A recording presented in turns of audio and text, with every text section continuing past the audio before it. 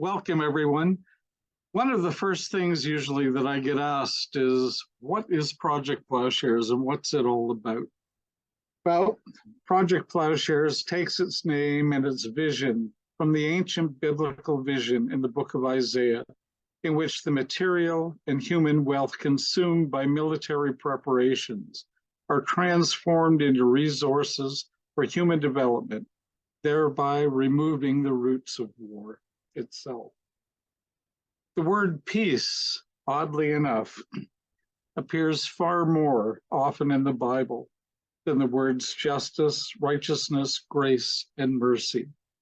And that, for me, when I was doing a bit of a search, was quite surprising.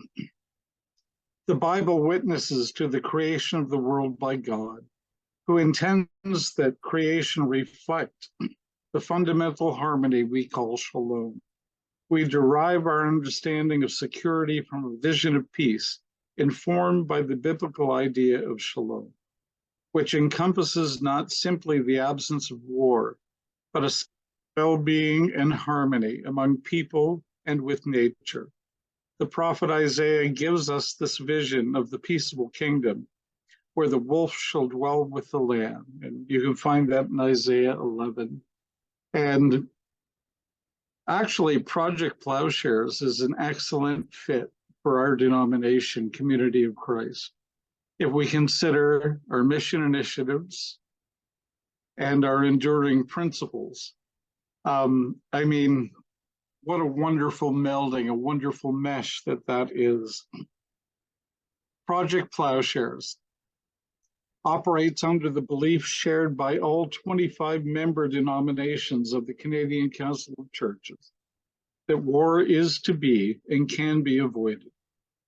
The use of force in national and international relations is to be minimized. Conflict is to be resolved as much as possible in the interests of justice and without resort to violence. The use of threat of use of nuclear weapons cannot be justified under any circumstances and are contrary to the will of God. Now, we ourselves, Community of Christ, are not members of the Canadian Council of Churches, but they have allowed us to become part of the management committee for Project Ploughshares.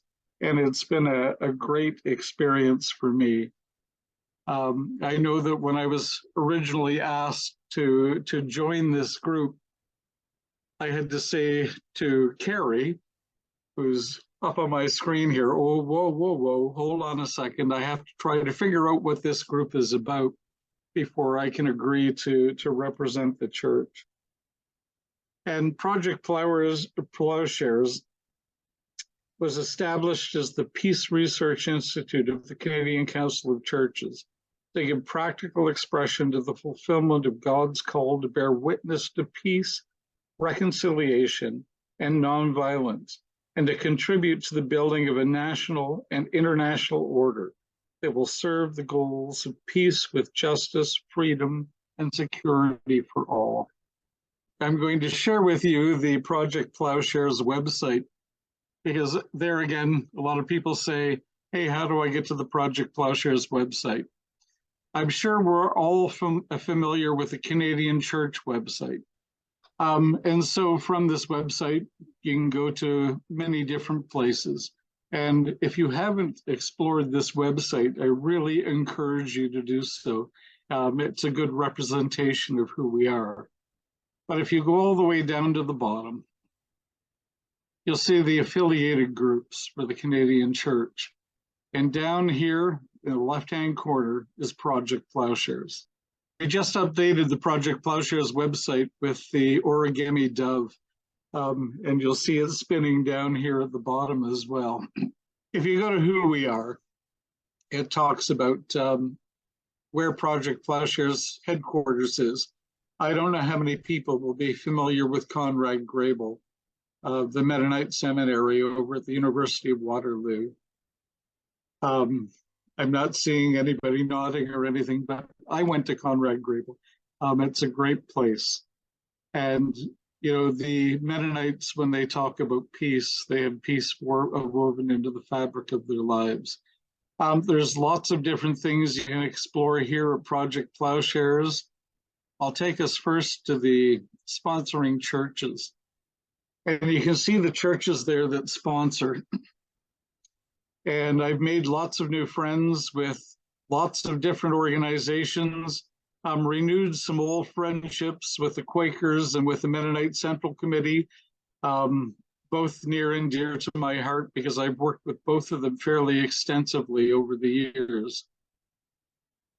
And Community of Christ is listed clearly there. And I'm not going to click on that link because it takes us to the World Church website. Because you'll find us on the World Church website under the Ecumenical Ministries team, and you'll find Project Ploughshares listed there. Some of the names on the management committee. I'm part of the management committee for Project Ploughshares. And again, just a wonderful group of people. Some of you may see some names that are familiar. Matthew Lingard has become a wonderful new friend. Rebecca Sears, I worked with when I did a series of classes for some Mennonite congregations on being a people of peace in a world of conflict, and just some really, really wonderful people. And of course, as with any charity, financial support is always an important thing. So if you feel led by the Spirit, you can give.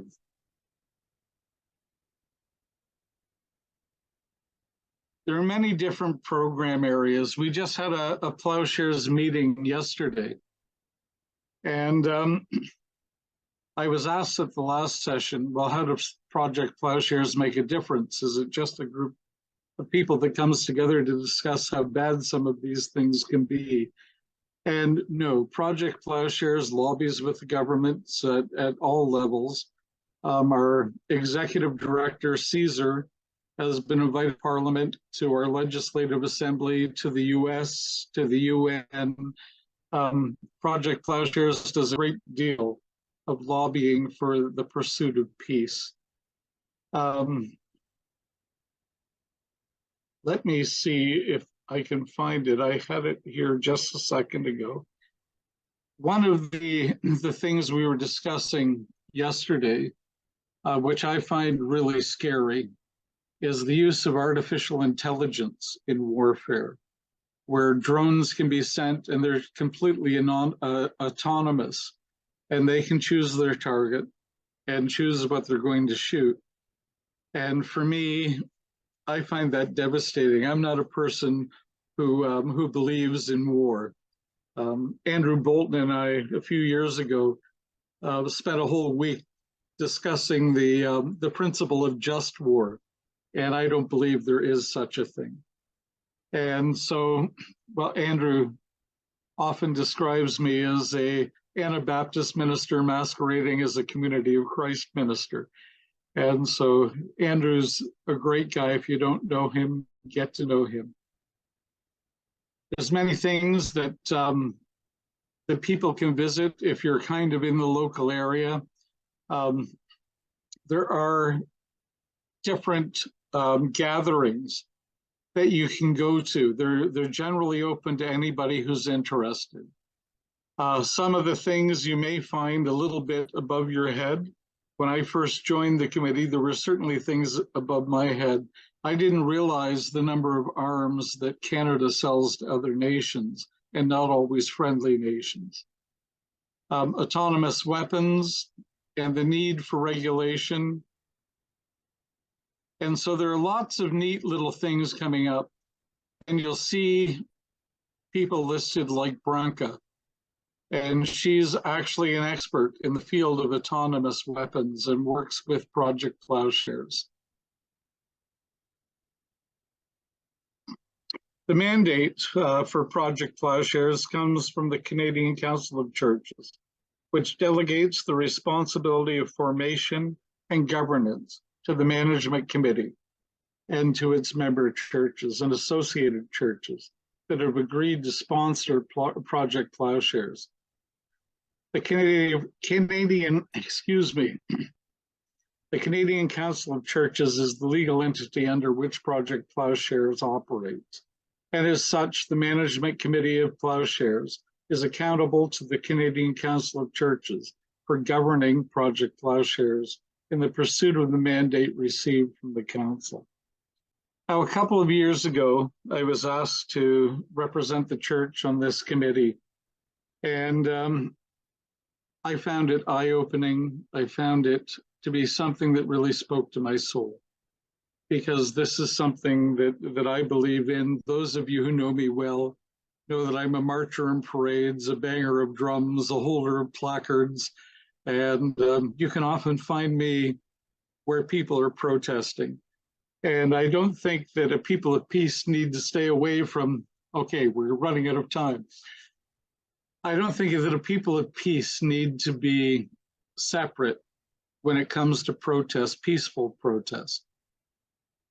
I think that we need to be disturbed by the ideal of peace. We need to be disturbed by shalom. And we need to become a people that have woven peace into the fabric of our lives so that we can, when we arrive at a place, be peace and not try to take the time to establish peace. Community of Christ isn't currently a member of the Canadian Council of Churches, but it is the hope that through our participation with Project Ploughshares, that the holdouts might see that we're not so bad after all, and might see that we are a people of peace. And peace, I don't know if I mentioned earlier, but peace has been a guiding principle of our denomination from the get-go. Have a look at our church seal. You know, it has on there the lion, the lamb, and the child. Not exactly as Isaiah described it, but it represents God's shalom in and for the world. The management committee meets 4 times a year in person when COVID will allow. We did recently have one in-person meeting, and the representatives from the different churches pay their own expenses for that so that we're not a drain on the charitable donations. The meetings are generally 2 days long, cover a wide variety of the topics related to peace.